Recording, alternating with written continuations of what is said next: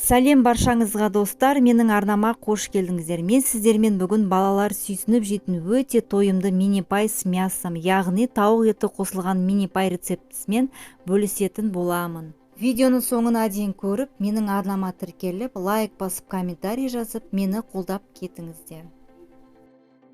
Ал енді мини-пайымыздың қамырына кірісейік. Ол үшін ыдысымызға жылы сүт, жылы су және қантымызды қосып жақсылап араластырамыз. Қантымыз ерігенше араластырып, үстіне ашытқыны қосып, жақсылап тағы да араластырып, бетін жауып 5-10 минутқа қойып қоямыз. Біздің массамыз көпіршіктеніп көтерілуі қажет. Мінекей біздің массамыз көпіршіктеніп көтерілді. Енді оның үстіне 2 жұмыртқамызды, бөлме температурасындағы сары майымызды және тұзымызды қосып, тағы да венчиктің көмегімен жақсылап араластырамыз. Араласқан сұйық массамызға енді ұнымызды 2 бөліп қосып, жұмсақ қамыр елейміз. Енді ұнымыздың жартысын саламыз. Қамырымыз өте жұмсақ, қолға жабысатын қамыр болып шығады. Көрсетілген мөлшерден артық ұн салмаймыз. Ұнды артық салудың қажеті жоқ. Енді ыдысымыздан қамырды алып, 10 минуттай сұйық майдың көмегімен қолға жабыспайтындай болғанша илейміз. Әбден июін қандырамыз.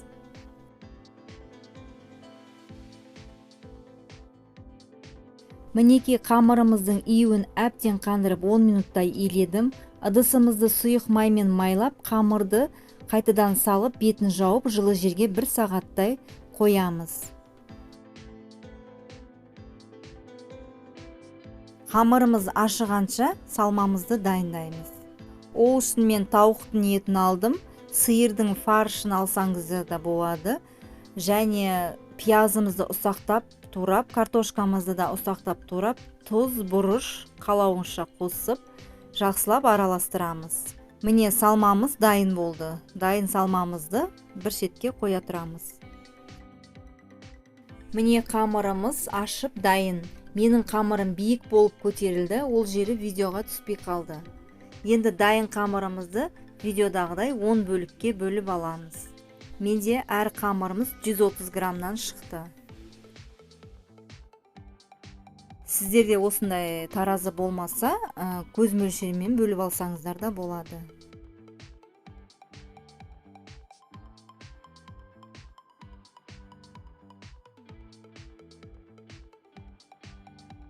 Мінекей қамырларымызды 10 бөлікке бөліп алдым. Енді әрқайсысын осылай жайып, кальцоның көмегімен бөліп аламыз. Егерде сіздерде кальцо болмаса, тарелканың немесе кесенің көмегімен бөліп алсаңыздар болады.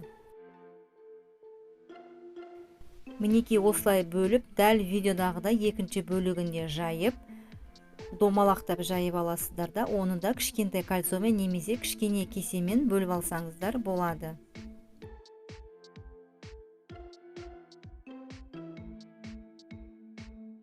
Енді қамырымыздың үлкен бөлігін алып, салмамызды ішіне салып, мен салмамызды да бірдей етіп бөліп алдым.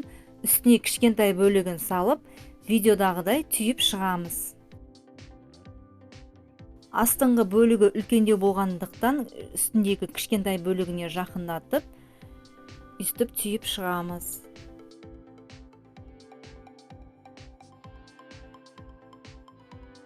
Сәндік үшін енді мини-пайымызды осылай қысып шықсаңыздар да болады.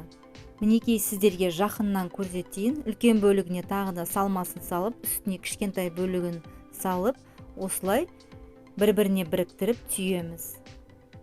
Өте тойымды, өте дәмді, балдарыңызға міндетті түрде 100% ұнайтынына сенімдімін. Үйде міндетті түрде жасап көріңіздер.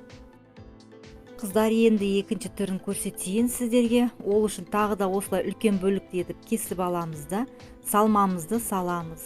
Осылай видеодағыдай бір-біріне біріктіріп, булочканың несі сияқты осылай түйіп домалақтап аламыз. Екінші қалған қамырымызды жайып, осындай инструменттің көмегімен осылай узор жасап, әдемі етіп шығарсаңыздар да болады. Ал егерде бұндай инструмент сіздерде жоқ болса, ол міндетті емес.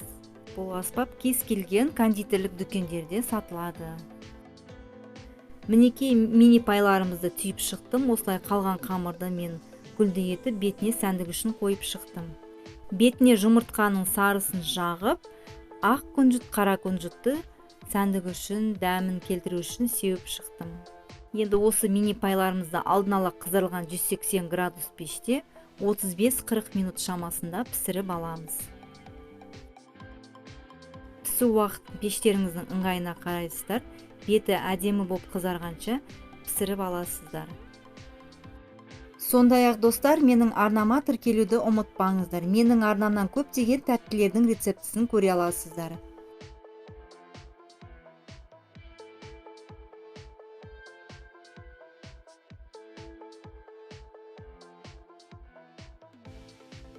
Өте тойымды және дәмді мини пайларымыз мінекей пісіп шықты. Үйде міндетті түрде жасап көріңіздер. Сіздермен болған Айнұр. Келесі видеода кездескенше қош сау болыңыздар.